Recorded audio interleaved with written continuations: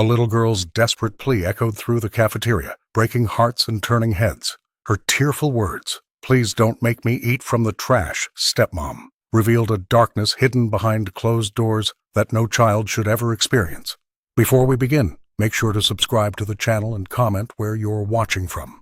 The cobblestone square bustled with life as autumn painted the historic English town in amber and gold. Market vendors called out their wares while fallen leaves danced around the feet of passers-by. The scent of roasted chestnuts wafted through the crisp air, mingling with the earthy aroma of fresh bread from Thomas's bakery. Children laughed as they raced between the ivy-covered stone buildings that had stood for centuries, their joy a stark contrast to the scene unfolding in the shadow of the town's clock tower. Lucy stood trembling, her small fingers clutching a dented tin lunchbox. The frail child kept her eyes downcast, her threadbare coat offering little protection against the growing chill.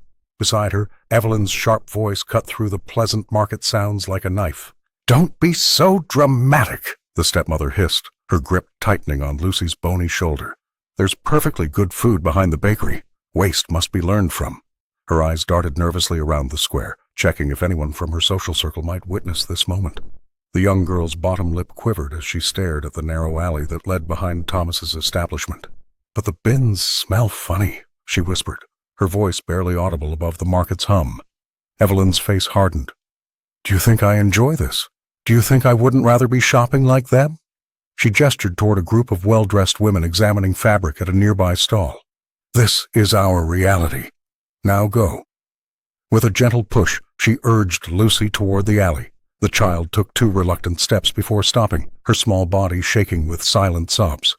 Then, in a moment of desperate courage, Lucy turned back. "Please don't make me eat from the trash, stepmom," she cried, her voice suddenly clear and piercing across the square. "I feel sick from last time." The plea hung in the air. Nearby conversations faltered. Shoppers paused, their faces a mixture of shock and discomfort. Some quickly averted their eyes, pretending not to hear, while others exchanged concerned glances. Among them stood Jonathan Albright, a figure whose presence always commanded attention despite his preference for solitude. The millionaire had been examining a pocket watch at a jeweler's stall when Lucy's cry reached him. He froze, the timepiece forgotten in his hand. Something in the child's voice, the raw desperation perhaps, struck a chord deep within him. Jonathan's heart pounded against his ribs as memories he'd long suppressed threatened to surface. His knuckles whitened around the watch as he slowly turned toward the source of the cry. Their eyes met across the crowded square, the wealthy recluse and the hungry child, a fleeting connection that neither could have anticipated would alter the course of both their lives forever. Jonathan Albright had never raised his voice in public. For years the townsfolk had known him only as the silent figure who moved through their midst like a ghost, his wealth creating an invisible barrier between them. But something about the little girl's plea shattered that carefully maintained distance. "How dare you!" The words erupted from his throat before he could stop them, bouncing off the ancient market stones. "Making a child beg for scraps when you're perfectly capable of providing." The market square fell silent. Vendors stopped mid-transaction, customers froze with goods in hand, and every eye turned toward the confrontation. Jonathan stood rigid, his tailored coat flapping slightly in the autumn breeze, his face flushed with an emotion the town had never witnessed from him. Evelyn's face contorted with humiliation. "This is none of your business," she hissed, her fingers digging into Lucy's thin arm. "My stepdaughter is being taught valuable lessons about waste and gratitude." "Gratitude?" Jonathan's voice dropped dangerously low. "For forcing her to eat from rubbish bins? What kind of lesson is that?" Lucy stared up at him, her wide eyes brimming with tears and something else. Hope, perhaps, that someone had finally seen her suffering. Her small fingers clutched the tin lunchbox as if it might shield her from what was coming. "I don't answer to you, Mr. Albright." Evelyn spat his name like it was poison. "Not everyone has millions to throw away on every whim." The crowd's whispers grew louder, a tide of gossip already beginning to swell. Thomas, arranging pastries at his nearby stall, watched with undisguised concern, while Margaret observed from the periphery, her calculating eyes darting between Jonathan and her cousin. "Come along, Lucy," Evelyn snapped, yanking the child away. "We're leaving." Lucy stumbled as her stepmother dragged her through the parting crowd. She glanced back once at Jonathan, her face a portrait of resignation and gratitude, before disappearing around the corner of the bakery. Jonathan remained rooted to the spot, his heart hammering against his ribs. The confrontation had awakened something long dormant, a fierce protectiveness he thought he'd buried years ago. Now it burned in his chest, uncomfortable and insistent. As he stood there, the townsfolk's stares felt like physical weight on his shoulders. He'd broken his own cardinal rule: never get involved, never show emotion, never reveal weakness. Clara would have questions when he returned home. The housekeeper missed nothing, and his agitation would be obvious to her observant eyes. Jonathan turned away, his footsteps heavy on the cobblestones as Lucy's sobs echoed in his memory. Behind him, the market slowly returned to life, but with a new undercurrent, the shocking tale of how the town's coldest heart had suddenly, unexpectedly shown signs of thawing. For 3 days, the incident in the town square dominated every conversation in the quaint English community. Under the shadow of the church steeple, where bells tolled the hours with familiar comfort, townsfolk gathered in hushed circles, their voices rising and falling, with each retelling of how Jonathan Albright had publicly confronted Evelyn. "Never seen anything like it," whispered Mrs. Finch to her knitting circle. "The man hasn't spoken more than 10 words together in public since his wife passed." At the local pub, pints of ale were raised in subtle toast to the millionaire's unexpected courage. "Perhaps there's a heart beneath that tailored suit, after all," mused the barkeeper, wiping down the worn wooden counter where generations of gossip had fermented. Evelyn paced her modest home, face flushed with humiliation. "You are never to speak to that man," she hissed at Lucy, gripping the child's thin shoulders. "Never even look in his direction. Do you understand me?" The girl nodded, eyes downcast, clutching her tin lunchbox like a shield. Her stepmother's reputation had suffered a public blow, and Lucy knew she would bear the brunt of that shame behind closed doors. Meanwhile, Jonathan retreated further into his mansion on the hill, though Clara noticed how he lingered by the windows overlooking the town more frequently. The housekeeper observed his furrowed brow with quiet concern, recognizing the internal struggle playing across his features. "They're saying you've gone mad," Thomas told Jonathan when the millionaire appeared at the bakery's back door, ostensibly to purchase bread. The young baker handed over a warm loaf. "Others think you've found your conscience after all these years?" Jonathan's mouth tightened. I don't care what they think, but he did care, more than he would admit. Each time he walked through town, he felt the weight of curious stares. Women who had previously crossed the street to avoid him now watched with speculative interest. Men who had envied his wealth now wondered about his motives. At Sunday service, the vicar's sermon on compassion for the least among us seemed pointed, though no names were mentioned. Evelyn sat rigidly in her pew, while Margaret leaned close, whispering strategies to salvage her cousin's reputation. 3 rows back, Jonathan stood alone, as always. The town's annual autumn fair approached, and committee members debated whether to invite the millionaire to judge the baking contest as they had in years past. "He's unpredictable now," argued one. "Exactly," countered another, "and that might make things interesting." Beneath the surface of everyday life, alliances shifted. Those who had witnessed Lucy's tears found themselves watching Evelyn with newfound suspicion. Those who had always feared Jonathan's wealth and power now wondered if they had misjudged him. The stage was set for something none of them could predict. Clara Montgomery watched with quiet concern as Jonathan Albright paced the length of his study for what seemed like the 100th time that morning. The floorboards creaked beneath his expensive leather shoes, a sound that had become all too familiar in the days following the incident in the town square. Every few minutes he would pause by the bay window, his gaze drifting toward the cobblestone streets where he had confronted Evelyn. "You've hardly touched your tea, sir," Clara said, gathering the breakfast tray. The housekeeper had served Jonathan for 15 years, long enough to read the subtle shifts in his demeanor. "Something's troubling you." Jonathan turned, his face a mask of practiced indifference. "It's nothing. With respect, sir, I haven't seen you this agitated since the charity auction 3 years ago." She straightened a pile of books on his desk. "It's the little girl, isn't it?" "Lucy." His shoulders tensed. "The child is none of my concern." Clara approached the window, standing a respectful distance from her employer. "Perhaps fate has its reasons. Of all the people in town, you were the one who stopped that day." "Coincidence," Jonathan muttered, though his eyes betrayed him, scanning the square below. "You know," Clara said carefully, "I passed the bakery on my way to market. I could perhaps observe how she's faring."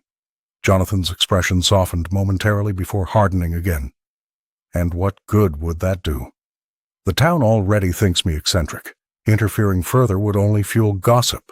Clara nodded, understanding the real barrier wasn't pride but fear. The housekeeper knew about his failed adoption years ago, the heartbreak that had driven him into seclusion. Sometimes, sir, the right path isn't the easiest one. That evening, Clara left a folder of local children's services information on his desk. Jonathan pretended not to notice, but she caught him reviewing the papers when he thought no one was looking. Days passed. Autumn winds stripped the trees bare as October yielded to November. Jonathan began taking afternoon walks, his route mysteriously coinciding with Lucy's path home from school. He would watch from behind shop windows or pretend to read a newspaper on a park bench. "I saw her today," he admitted to Clara one evening as she served his dinner. She was alone again, drawing in that tattered notebook of hers. Clara smiled gently. Children are resilient, but they shouldn't have to be. Jonathan nodded, a seed of resolve taking root. He found himself drawing the curtains back each afternoon, watching for a small figure in a worn coat. As frost began to pattern the window panes and the days grew shorter, Jonathan Albright, the man who had spent years hiding from the world, found himself increasingly unable to look away. The town square had transformed overnight into a vibrant celebration of autumn's bounty. Colorful banners fluttered between ancient buildings, and the scent of cinnamon and roasted apples mingled with the crisp October air. The annual Harvest Festival was the highlight of the season, drawing everyone from their homes to celebrate together. Lucy stood behind Margaret's cider stall, her thin fingers red from the cold as she poured drinks for eager customers.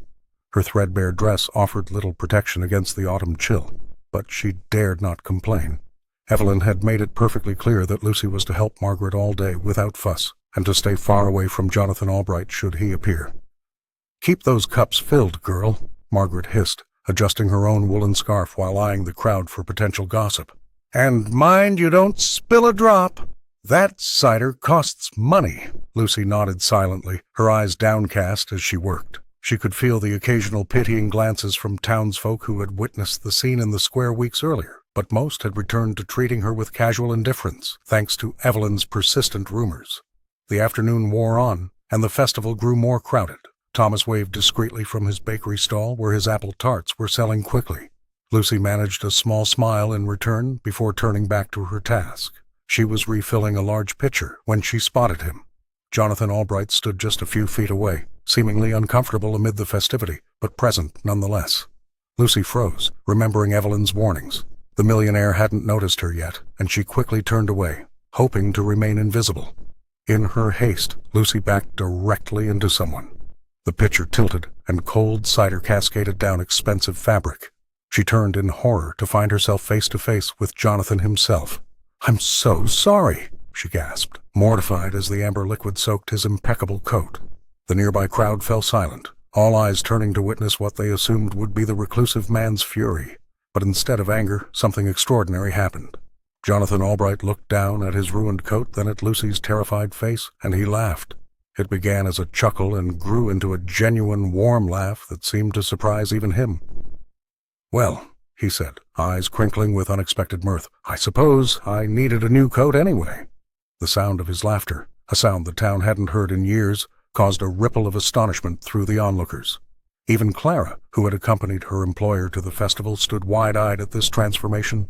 Lucy stared up at him, a tentative smile forming on her lips as relief washed over her. For just a moment their eyes met in genuine connection, before Margaret swooped in to salvage the situation and her own reputation.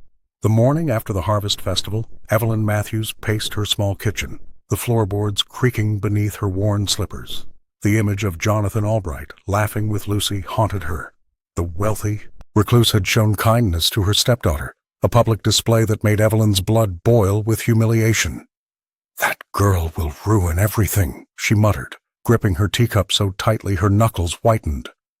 Her position in town was precarious enough without Lucy drawing attention to their circumstances.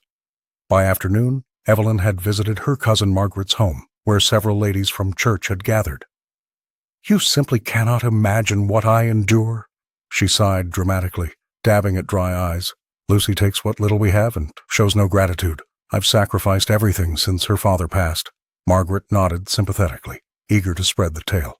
Poor Evelyn. Such a burden you carry. The whispers spread like autumn mist through the cobblestone streets. At the local pub, Evelyn cornered Thomas's supplier. The child is troubled, she confided in hushed tones. Steals things, tells terrible lies. I try to protect her reputation, but... She let the implication hang, shaking her head sorrowfully. Within days, the town's perception shifted. The baker's wife, who once slipped Lucy extra bread, now watched her carefully when she entered the shop. The librarian, previously kind, kept a suspicious eye on the girl's small hands as she browsed worn books. Lucy felt the change immediately. Walking to school, she noticed how neighbors who once smiled now averted their eyes. Children whispered behind cupped hands, their parents having repeated Evelyn's carefully crafted stories at dinner tables across town. "Keep away from that Albright man," Evelyn hissed one evening, gripping Lucy's thin arm as they walked home. "He's only interested in making me look bad." "Do you understand?" The child nodded, her gaze fixed on the pavement. She didn't understand why her stepmother hated her so much, only that disagreeing made things worse. At home, Evelyn implemented new rules.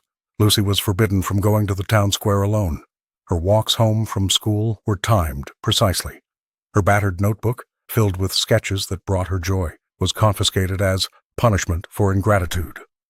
"Remember who feeds you," Evelyn reminded her daily, though the meals grew smaller. "Remember who clothes you," she added, though Lucy's dress frayed further at the edges. From his mansion on the hill, Jonathan watched through windows as Lucy's world contracted. Clara noticed his concern growing, his fists clenching when he spotted Evelyn marching the child through town, head bowed, spirit dimming like a candle running out of wax. Thomas Whitfield had noticed the small girl with hollow cheeks passing his bakery every afternoon. Lucy's downcast eyes and the way her thin fingers clutched that battered tin lunchbox told him everything he needed to know. The young baker had his own struggles, keeping the shop afloat in a town where tradition mattered more than taste, but something about the child's quiet dignity moved him. One Tuesday, as autumn leaves skittered across the cobblestones, Lucy paused outside his window, her gaze lingering on a tray of freshly baked scones. Her stomach growled loudly enough that Thomas heard it through the glass. He pretended not to notice her embarrassment, instead beckoning her inside with a warm smile. "I've got some pastries that won't keep until tomorrow," he said casually, wrapping a cinnamon roll and 2 butter cookies in wax paper. "Would be a shame to waste them." Lucy hesitated, glancing nervously over her shoulder for Evelyn. "I'm not supposed to accept charity," she whispered. "Not charity," Thomas replied, tucking the package into her hands. "Quality control. I need honest opinions from customers with good taste." This became their ritual. Thomas would save small treats. Nothing fancy enough to raise suspicion, but enough to put some color in Lucy's cheeks. He'd slip them to her when Evelyn was distracted or when Lucy managed to run errands alone.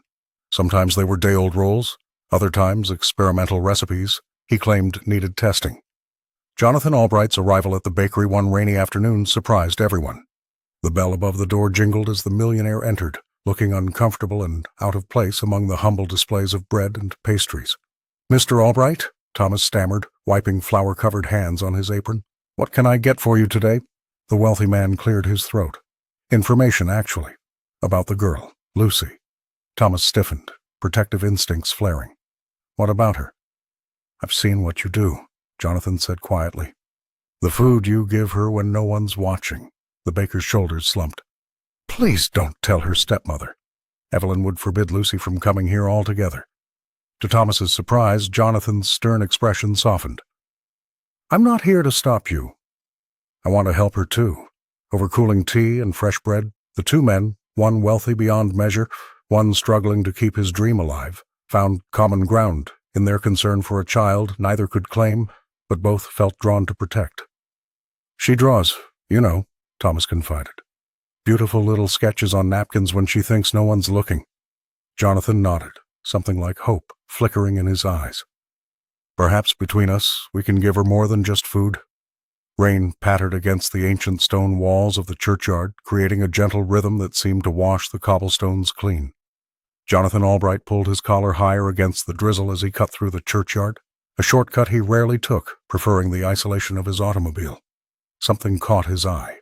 A small figure huddled beneath the partial shelter of an oak tree, seemingly unbothered by the weather. It was Lucy, her thin frame hunched protectively over something in her lap.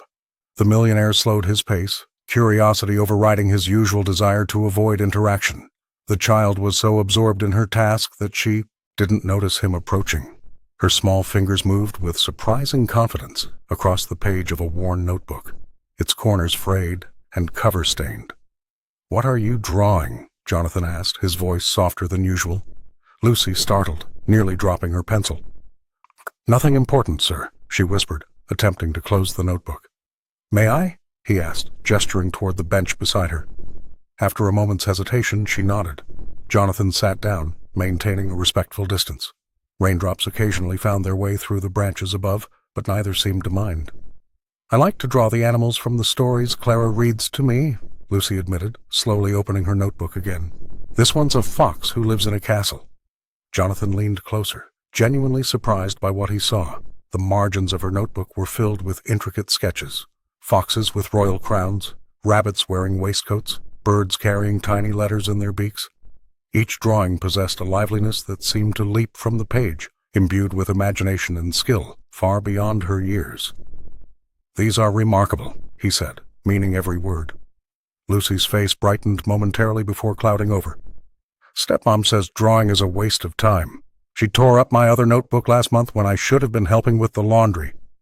Jonathan felt a familiar anger rising in his chest. Evelyn's cruelty seemed to know no bounds, extending even to crushing this spark of beauty in the child's life. "Artists see the world differently," he said carefully. "My late wife collected art. She would have loved these." The girl looked up at him, raindrops mingling with what might have been tears. "Really?" "Really," he affirmed, suddenly aware of how much he was revealing of himself, more than he had to anyone in years. As they sat together in the rain-washed quiet of the churchyard, Jonathan realized that Lucy wasn't merely a victim to be pitied. She was a person with gifts and dreams, a quiet brilliance that had somehow survived despite everything. The discovery stirred something long dormant in his heart, strengthening his resolve even as it terrified him with its implications. Evelyn paced the small living room, a handkerchief pressed dramatically to her forehead. The whispers around town had shifted, and she felt her carefully constructed image crumbling. Jonathan Albright's interference had turned once sympathetic glances into questioning stares.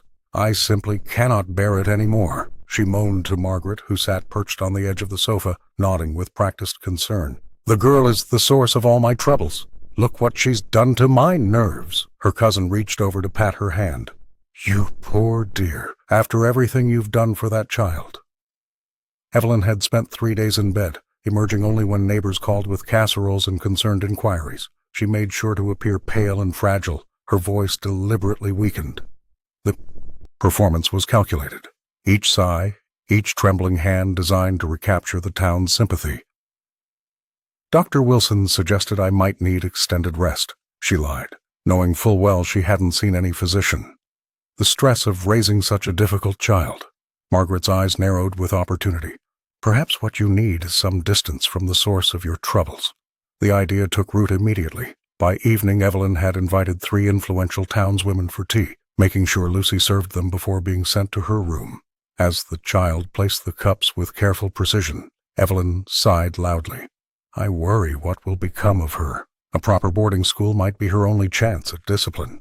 Later that night, Lucy pressed her ear against the thin bedroom door, heart pounding as she overheard Evelyn and Margaret discussing her fate. "St. Catherine's School for Girls is quite far. Nearly 4 hours by train," Margaret was saying. "Cousin Harriet sent her troublesome daughter there. Returned quite transformed." "The cost?" Evelyn hesitated. "I've inquired discreetly. They have a program for charity cases. Given your situation as a struggling widow with an unruly stepdaughter, they might consider it." Lucy's stomach twisted into knots. She'd heard stories about such places: cold dormitories, strict matrons, and lonely children. Worse still was the distance. 4 hours meant Jonathan would never find her. Thomas wouldn't slip her pastries anymore. Clara's gentle smiles would become just a memory. "The scandal would fade," Margaret continued. "People would praise your sacrifice, sending her away for her own good." Evelyn's voice dropped to a whisper. "And that nosy millionaire would have no reason to interfere." Lucy crept back to her small bed, clutching her notebook to her chest. The sketches inside, her only treasure, would be meaningless in a place where imagination was likely punished rather than nurtured. Her longing for safety, for belonging, had never felt more desperate or more distant. The amber glow of the study lamp cast long shadows across Jonathan Albright's face as he sat motionless, staring at the untouched brandy in his crystal glass. Clara found him this way, his shoulders hunched with the weight of thoughts he couldn't articulate. She placed a tray of tea beside him, the familiar ritual a comfort to them both. "You've been distracted since you saw her drawing in that notebook," Clara said softly, her experienced hands arranging the cups with practiced precision. Jonathan sighed, running his fingers through his silver-streaked hair. "I don't know what I'm doing, Clara. I'm not equipped for this involvement. The girl needs help, but who am I to provide it?" The housekeeper paused, her usually composed features wavering. Something in his vulnerability tonight broke through her professional reserve. "May I speak freely, sir?" When he nodded, Clara lowered herself into the leather chair, opposite him. "I understand your hesitation better than you might think." Her voice trembled slightly. 32 years ago, I had a daughter. Emma was only 6 when pneumonia took her." Jonathan looked up, truly seeing his loyal housekeeper for the first time in years. The woman's eyes held decades of carefully managed grief. "I never knew," he whispered. "It's not something I share easily." Clara smoothed her apron, a nervous habit. "But when I see Lucy, her spirit, her resilience despite everything, I see glimpses of what Emma might have become." She met his gaze directly. "We recognize in others what we've lost ourselves, don't we?" The millionaire turned toward the window, where rain streaked the glass like tears. "My wife wanted children desperately. When she died, I buried that dream with her. And now Lucy appears, as if by design," Clara said. "Perhaps some wounds exist to prepare us for moments like these." Jonathan stood, pacing the Persian rug. "What if I fail her? What if I'm not what she needs?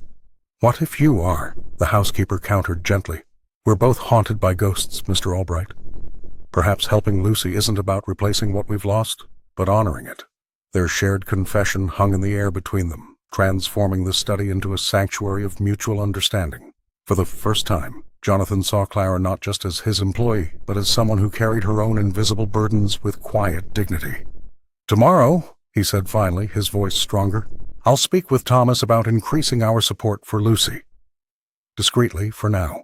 Clara nodded, rising to her feet. Small steps often lead to the most meaningful journeys. As she closed the study door behind her, Jonathan felt something shift inside him, a wall crumbling, making space for possibility where there had only been resignation. Margaret Wilkinson watched from across the street as Jonathan Albright's sleek automobile pulled up to the bakery. Her lips tightened into a thin line when she saw Lucy exit first, followed by the reclusive millionaire himself. The sight of them together made her blood boil with envy. "They look quite cozy, don't they?" she remarked to Mrs. Pembroke, the town gossip. "Such a shame when wealthy men are taken advantage of by those less fortunate." For weeks now, Margaret had been orchestrating accidental encounters with Jonathan, appearing at church precisely when he arrived, suggesting they both attend the same charity committee meetings, and even timing her walks to intersect with his rare public appearances. Each attempt was calculated, down to her carefully selected outfits that showcased her as the perfect society companion. "Jonathan needs someone of proper standing," she confided to her cousin Evelyn over tea. "Someone who understands his position in society, not some street urchin or that flower-covered shopkeeper." Evelyn nodded absently, still nursing her supposed illness. "Lucy has always been trouble," she muttered. This validation spurred Margaret forward. The next day she visited 3 different establishments, ordering her usual, while casually mentioning how Thomas's bread had made her niece terribly ill last week. "Such a shame," she sighed dramatically to the butcher's wife. "I wonder if his ingredients are substandard? One must be careful these days." By midweek, her whispers had taken root.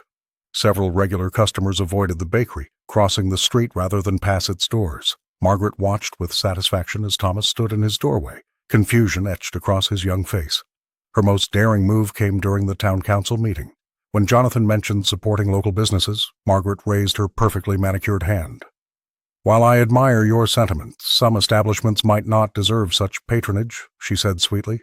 "I've heard concerning things about quality control at the bakery. Perhaps your generosity would be better directed elsewhere." Several council members murmured in agreement. Jonathan's expression darkened, but he said nothing. Later, Margaret penned a note suggesting they dine together to discuss community matters, and had it delivered to his home. She imagined herself mistress of that grand house, Lucy long forgotten, and Thomas's bakery shuttered. What Margaret failed to notice was Clara watching from Jonathan's garden, intercepting the invitation with knowing eyes. The housekeeper had seen many like Margaret come and go, and recognized the familiar pattern of ambition masked as concern. "Another admirer," Clara murmured, tucking the note into her apron pocket. Some messages, she decided, didn't need immediate delivery, especially when they threatened the fragile happiness finally taking root under her employer's roof. The empty chairs at Thomas's bakery told a painful story. Where once the establishment had buzzed with the cheerful chatter of townsfolk enjoying fresh pastries, now only silence lingered among the display cases. The young baker stood behind the counter, tallying the day's meager earnings with a furrowed brow. Another day of dwindling customers meant another night wondering how he'd pay his suppliers. Lucy noticed the change immediately when she slipped through the door.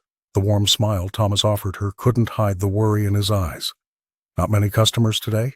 she asked, glancing around the empty shop. "People believe strange things when they hear enough gossip," he replied, sliding her a small cinnamon roll.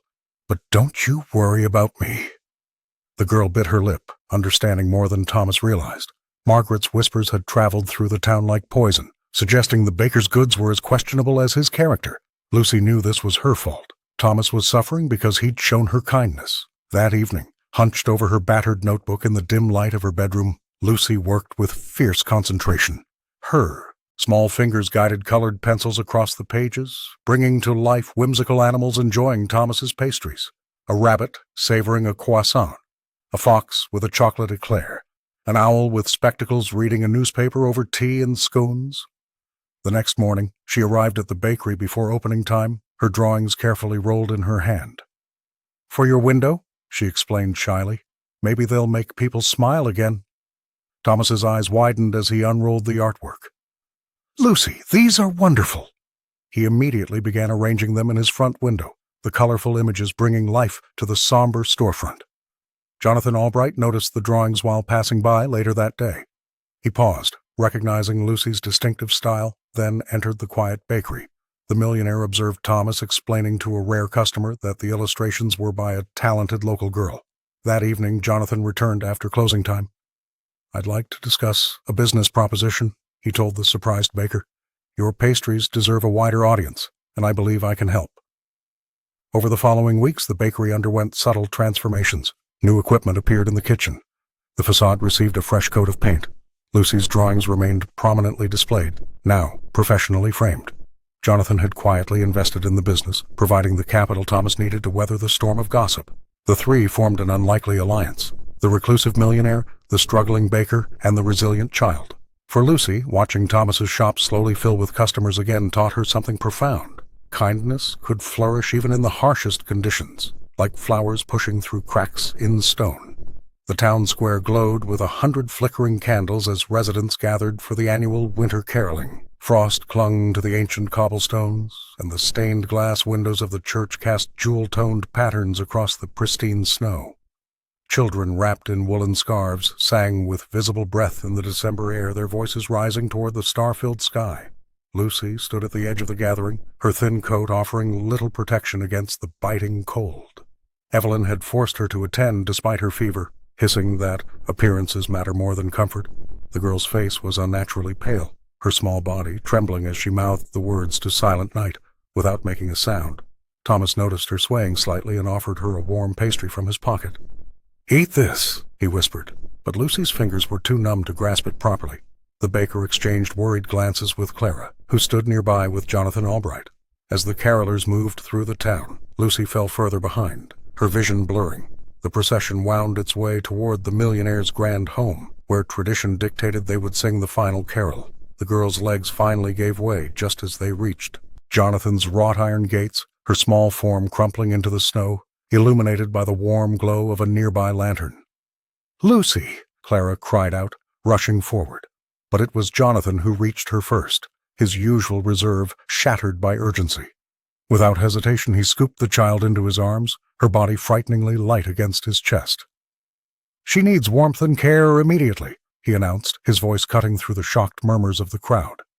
He strode purposefully toward his front door, which stood open and welcoming for perhaps the first time in years. Evelyn pushed through the onlookers. her face contorted with embarrassment rather than concern. "She's just seeking attention," she protested, reaching for Lucy's limp form. Jonathan turned, his eyes flashing with a cold fury that made Evelyn step back. "This child is burning with fever and half-starved," he said, loud enough for everyone to hear. "Is this how you care for her?" The crowd fell silent, their judgment palpable in the winter air. Margaret tugged at her cousin's sleeve, trying to pull her away from the scrutiny, but the damage was done. Whispers rippled through the gathering, blame shifting visibly from the frail child to her stepmother. As Jonathan carried Lucy inside, followed closely by Clara and Thomas, the townsfolk watched with new understanding. The tableau, the wealthy recluse cradling the suffering child, the cruel guardian exposed, became an instant turning point in the town's collective consciousness. That night, as Lucy lay feverish in a guest bedroom of Jonathan's home, the balance of power in their small community had irrevocably shifted. Lucy huddled beneath a thick woolen blanket by the crackling fireplace in Jonathan Albright's grand sitting room. The warm glow illuminated her pale face as Clara moved quietly around them, bringing tea and biscuits. The housekeeper's gentle presence had been a constant comfort since Lucy's collapse outside the mansion just hours earlier. "She's resting well now," Clara whispered to Jonathan, her eyes reflecting the firelight. "I found something while preparing the guest room that you should see." She handed him a cream-colored envelope, yellowed with age. "It was tucked inside your wife's old writing desk." Jonathan's hands trembled slightly as he recognized the elegant script. Opening the letter carefully as if it might disintegrate at his touch, he began to read his late wife's final words. Tears welled in his eyes as he absorbed her tender plea. "When I am gone, my dearest, promise me you'll open your heart again. Somewhere, a child needs the love you have locked away. Find them, Jonathan. Heal together."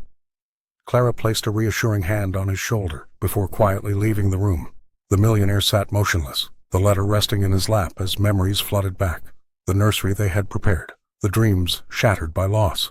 Lucy stirred, her eyes fluttering open. "Mr. Albright?" she murmured. "I'm here," he replied, quickly tucking the letter away. "How are you feeling?" "Better." She smiled weakly. "Thank you for helping me." Jonathan moved his chair closer to her bedside. On the small table lay her battered notebook, rescued along with her from the cold.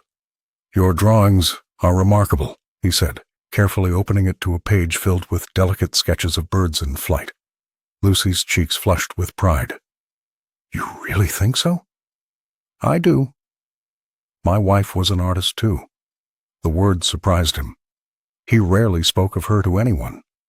Over the next hours, as the winter night deepened outside, Jonathan found himself sharing stories from books that lined his shelves. Lucy listened intently, occasionally adding her own imaginative twists to the tales. When she described the characters she'd like to draw, he encouraged her, promising proper art supplies when she was stronger. "No one's ever believed in my drawings before," she whispered. "Evelyn says it's a waste of time." "It's never a waste to create beauty," Jonathan replied, his voice firm but gentle. As Lucy drifted back to sleep, Jonathan remained by her side, watching the rise and fall of her breathing. Something had shifted between them, a fragile bridge of trust forming over shared stories and simple kindnesses. In this quiet moment, surrounded by shadows of his past and glimpses of a possible future, Jonathan felt the first stirrings of hope he'd known in years. The stained glass windows cast kaleidoscopic patterns across the wooden pews as the congregation gathered for Sunday service. Evelyn sat rigidly in the back row, her eyes darting nervously between Lucy and the whispering townsfolk. The past weeks had transformed the dynamics of their small community, with Jonathan Albright's unexpected intervention creating ripples that continued to spread. Margaret, seething with envy over Jonathan's growing attachment to Lucy, rose during the community announcements. "I can no longer remain silent about the suffering in our midst," she declared, her voice carrying through the vaulted ceiling. "My own cousin has been forcing that poor child to scavenge for food behind Thomas's bakery." A collective gasp filled the sacred space. The vicar's face paled as Margaret detailed incidents of Lucy being made to eat discarded pastries, sleeping in an unheated room, and wearing the same clothes for days. Heads turned toward Evelyn, whose face had drained of color. "Is this true?" Mrs. Patterson, the elderly choir director, demanded. "Making a child eat from rubbish bins while you dine properly?" Evelyn stood shakily, her composure crumbling under the weight of public scrutiny. "You don't understand," she whispered. Then louder, "None of you understand what it's like." Tears streamed down her face as years of carefully constructed facades collapsed. "My family threw me out when I was 16. I lived on the streets before Lucy's father took me in. When he died, I had nothing. No skills, no money, no future." Her voice cracked with raw emotion. "Every day I wake up terrified, we'll end up destitute." The church fell silent. Clara, standing near Jonathan, placed a hand over her heart, her eyes reflecting a complex mixture of compassion and disapproval.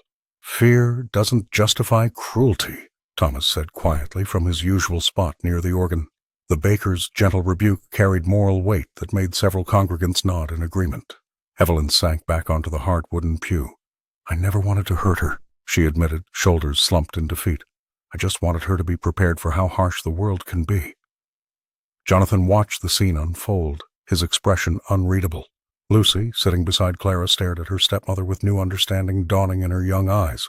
As the congregation dispersed after service, the townspeople clustered in small groups, their whispered conversations a mixture of shock, condemnation, and reluctant sympathy. Evelyn's revelation had complicated their neat moral judgments, forcing them to confront the uncomfortable truth that cruelty often stemmed from wounds unseen. "Sometimes the people who hurt us most," Clara murmured to Jonathan as they walked home, "are simply passing down the pain they couldn't bear themselves."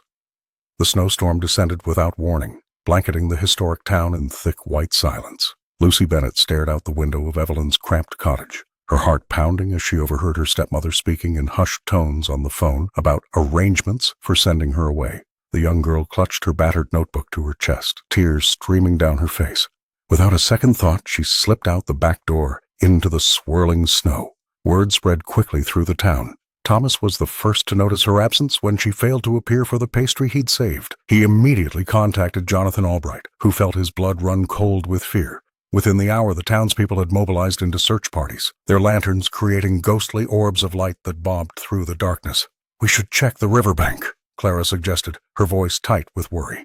The housekeeper knew all too well the pain of losing a child and couldn't bear the thought of history repeating itself.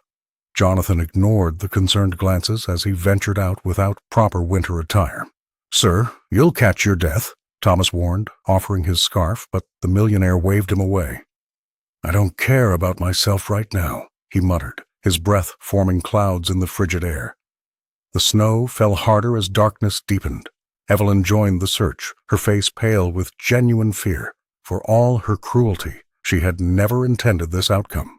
Margaret stood back, watching the commotion with a strange mix of concern and calculation.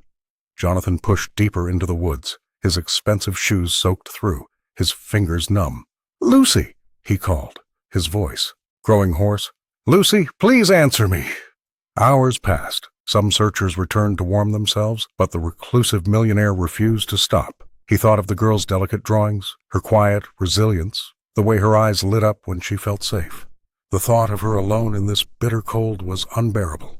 Near midnight, Jonathan stumbled down a small embankment, twisting his ankle. The pain shot through him, but he pressed on, limping through knee-deep snow. His lantern flickered dangerously low on oil. "Lucy!" he called again, desperation cracking his voice. Then he heard it, a small whimper from beneath an ancient oak tree. There she was, huddled in a hollow at the base of the trunk, her small form shivering violently, lips tinged blue. "I found her," he shouted into the night, hoping someone would hear. Without hesitation, he removed his coat and wrapped it around her frozen body. "I'm sorry," she whispered through chattering teeth. "I was scared." "Don't be sorry," he murmured, gathering her in his arms. "I've got you now. I won't let anyone take you away." As he carried her through the snow, Jonathan knew with absolute certainty that his life would never be the same. Jonathan Albright trudged through the snow, his expensive shoes soaked through as dawn's first light painted the horizon in pale gold. His heart pounded with each labored breath, voice hoarse from calling Lucy's name through the night. The search parties had dwindled as the storm intensified, but he refused to return home without her. When he spotted a small figure beneath the ancient oak tree, relief flooded through him. Lucy was curled into herself, trembling violently, her thin arms wrapped around her knees. Her battered notebook lay beside her, pages damp with snow. "Lucy," he whispered, dropping to his knees. Her skin was alarmingly cold, lips tinged blue. Without hesitation, Jonathan removed his tailored coat and wrapped it around her tiny frame. It swallowed her whole, like a child playing dress-up. "I'm sorry," she murmured through chattering teeth. "I was scared." "Don't apologize," the millionaire said, lifting her gently. "I'm taking you home." As Jonathan carried her through the snow-covered town, Lucy's head rested against his chest. The weight of her trust felt both terrifying and precious. Clara was waiting at the door, her face etched with worry that melted into tears of relief when she saw them. "Thank heavens!" the housekeeper exclaimed, rushing to prepare hot tea and blankets. She moved with practiced efficiency, the instincts of a mother never forgotten. Hours later, with Lucy warmed and resting by the fire, Jonathan sat beside her, watching the flames dance across her face. The town would be talking again, the reclusive millionaire carrying the neglected child through the streets at dawn. But for once he didn't care. "Why did you come looking for me?" Lucy asked softly. Jonathan was quiet for a long moment. 8 years ago, he finally said, "my wife and I tried to adopt a little boy. We had the nursery ready, toys purchased, everything prepared." His voice cracked. "The birth mother changed her mind at the last minute. My wife fell ill shortly after, and I closed myself off." Lucy reached out, her small hand finding his. "You were afraid." "Terrified," he admitted. "I convinced myself it was safer to feel nothing. Then I heard you in the square that day, and something broke open inside me." The girl nodded with understanding beyond her years. "I draw pictures of families sometimes," she confessed. "People who might want me." Jonathan squeezed her hand gently. "I know what it's like to wait for something that seems impossible." In the quiet of the grand house, as snow continued to fall outside, something shifted between them, a mutual recognition of wounds that might finally begin to heal. Clara watched from the doorway, her own eyes damp with memories and hope, as the unlikely pair sat together, neither quite ready to name what they both were beginning to feel. The morning light filtered through the stained glass windows of the church as the town gathered for Sunday service. Jonathan Albright stood at the threshold, hesitating. For years, he had slipped in late and left early, avoiding conversation. Today was different. Lucy stood beside him, her small hand in his, her notebook clutched to her chest. "Are you certain about this?" he whispered, aware of the eyes turning their way. "I am, if you are," she answered, her voice stronger than it had been the day he first heard her cry in the square. Clara appeared at his other side, straightening his collar with maternal precision. "The town will talk regardless," she said. "Better to give them something worth discussing." Thomas joined them, flowers still dusting his apron. "My morning buns couldn't wait," he explained with a smile that carried more support than his words. As they walked down the aisle together, whispers rippled through the congregation. Jonathan felt exposed, vulnerable in ways his wealth had long protected him from. Yet with each step, the weight of isolation seemed to lift, rather than burden. After the service, Evelyn approached them in the churchyard, her usual confidence replaced by something fragile. She asked to speak with Lucy alone. Jonathan tensed, but Lucy nodded, squeezing his hand before stepping away. Under the ancient oak tree, Evelyn's carefully constructed facade crumbled. "I never hated you," she admitted, her voice barely audible above the rustling leaves. "I was terrified of being nothing beside you. Your brightness, your talent, they made me feel invisible." Lucy listened, her young face solemn beyond her years. "Every time someone noticed you, I felt my own chances at security slipping away," Evelyn continued. "It was never about you. It was my fear." The raw honesty hung between them, neither accusation nor absolution, simply truth laid bare. Meanwhile, Margaret circled Jonathan like a predator sensing weakness. "The town will never let you forget this spectacle," she warned. "A bachelor taking in a child? People will talk for years." "Let them," Jonathan replied, surprising himself with his indifference to judgment that would have paralyzed him months ago. Clara touched his arm gently. "Some choices look like sacrifices until you make them," she said. "Then you realize they were liberation all along." As Lucy returned to his side, Jonathan faced the crossroads before him. Continued solitude, or messy, complicated connection. The path of safety versus the path of meaning. "What did she say?" he asked softly. "That she was afraid," Lucy answered. "Just like you were. Just like I was." In that moment, Jonathan understood that the real choice had been made long ago, in a town square, when he refused to look away. The spring sun bathed the town square in golden light as Jonathan Albright stood on the courthouse steps, his hand resting protectively on Lucy's shoulder. The formal adoption papers had been signed that morning, transforming what had begun as a chance encounter into something permanent and profound. Townsfolk gathered around, offering congratulations where once they had only whispered gossip. "She'll have her own art room," Jonathan announced, his voice carrying across the square. "And proper schooling." The wealthy man who had once hidden behind drawn curtains now stood tall in the public eye, transformed by the love for a child who had needed him as much as he needed her. Lucy beamed up at her new guardian, her frail frame already showing signs of health and vitality after months of proper care. The tin lunchbox that had once held scraps was replaced with a new sketchbook tucked under her arm, filled with drawings that Thomas had proudly displayed in his bakery window. Clara watched from nearby, dabbing at her eyes with a handkerchief. The housekeeper had transformed Jonathan's cold mansion into a true home, filling it with warmth and laughter that had been absent for too many years. In caring for Lucy, she had found healing for her own long-buried grief. "I never thought I'd see the day," whispered an elderly woman to her neighbor. "That poor child has brought out something in him we never knew existed." Thomas arrived with a basket of freshly baked pastries, his business now thriving after Jonathan's investment. The young baker had become a regular visitor at the mansion, teaching Lucy how to knead dough and create edible art from simple ingredients. "Your window displays saved my shop," he told Lucy, ruffling her hair affectionately. "Customers come in just to see what you've drawn this week." Evelyn stood at the edge of the gathering, her expression a complex mixture of regret and relief. Though she had lost custody of her stepdaughter, the honest conversations that followed had freed her from years of bitterness. She nodded once toward Jonathan, a silent acknowledgement of gratitude for taking on what she had never been emotionally equipped to handle. Margaret was notably absent, having retreated from public life after her schemes unraveled. Rumor had it she had found work in a neighboring town, her ambitions tempered by the consequences of her actions. As the impromptu celebration dispersed, the church bells rang out across the cobblestone streets.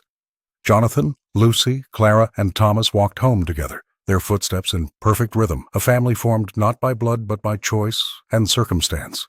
The town watched them go, witnessing the quiet miracle of lives transformed through unexpected connection. As autumn leaves once again painted the cobblestone streets in amber and gold, the historic English town had witnessed a complete transformation. The grand halls of Jonathan Albright's mansion, once silent monuments to solitude, now resonated with the clear, bright laughter of Lucy. Where desperate cries had once pierced the town square, joy now flourished like the wildflowers in the garden she tended with Clara. Jonathan watched from his study window as Lucy sketched beneath the old oak tree, her artistic talent now nurtured with proper supplies and encouragement. The reclusive millionaire hardly recognized himself anymore. The man who had once hidden behind wealth and walls now hosted community gatherings in his home. His tailored coats, once symbols of his separation from others, were now occasionally smudged with flour from baking lessons with Thomas, or paint from art sessions with his young ward. "She's flourishing," Clara remarked, placing tea beside him. The housekeeper's eyes, once shadowed by secret grief, now sparkled with maternal pride, just like your late wife would have wanted. In town, Thomas's bakery had become a centerpiece of community life. The young baker had expanded his shop, hiring 2 assistants to help with the increased demand. Each morning, he still set aside special pastries for Lucy, though now they were delivered with a smile, rather than in secret. Even Evelyn had found a measure of peace. After months of counseling and honest conversations with Lucy, she had begun working at the local school, helping children who, like herself, carried the invisible wounds of childhood abandonment. The transformation wasn't perfect. Old habits sometimes surfaced, but her journey toward healing had begun in earnest. Margaret had left for London, her schemes forgotten as she pursued new social circles. Her departure had barely caused a ripple in the tight-knit community that had formed around Lucy's story. On winter evenings, when snow dusted the town like powdered sugar, the church bells would ring out across the square and townspeople would gather for caroling. Lucy would stand between Jonathan and Clara, her voice rising clear and unafraid, a far cry from the trembling child who once begged not to eat from the trash. "I never imagined family could feel like this," Jonathan confessed to Clara one evening as they watched Lucy sleeping peacefully. "The best families are the ones we choose," she replied, adjusting the blanket around the child's shoulders. The town had learned its own lessons about judgment and compassion. Whispers had transformed into genuine concern, suspicion into support. Like the stained glass windows of their church, they had discovered that broken pieces, when arranged with care, could create something beautiful and whole.